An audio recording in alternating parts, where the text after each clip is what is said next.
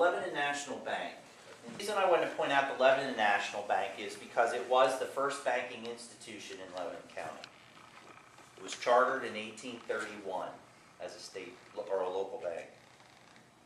Well, state bank, I guess. Under its state charter until 1864 when it became a national bank.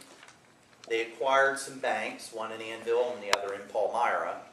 And the bank became the Lebanon Valley National Bank in 1956.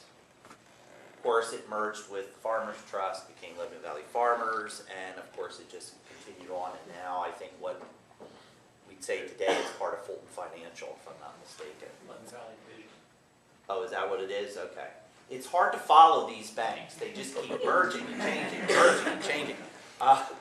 We're fortunate we have two banks that I know of in the county that still remain themselves the banks, and that's, of course, the Jonestown Bank Trust, which is celebrating 140 years this year, and then also the Fredericksburg National Bank. I think those are the only two original old banks that we have in the county. Everything else has been merged. Okay. Now we're going to go to the brewing company.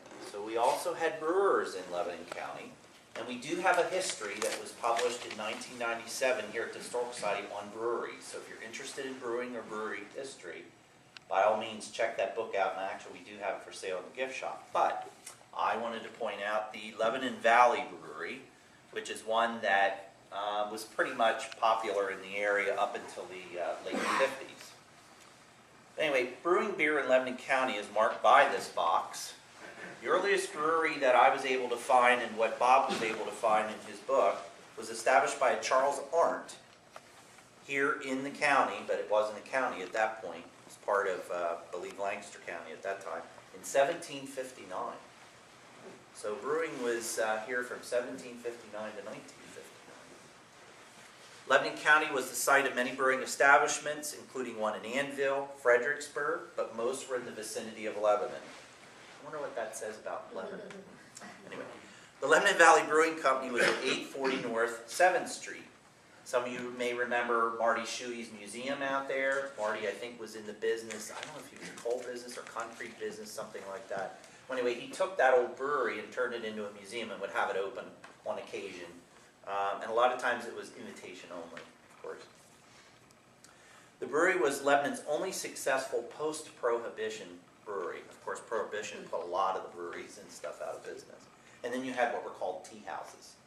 So you had the Coleman or Tea Shop, which was in Colebrook, Pennsylvania. And of course, that was during the Prohibition time period. If you're familiar with where the Colebrook Tavern is, that was the Coleman or Tea Shop.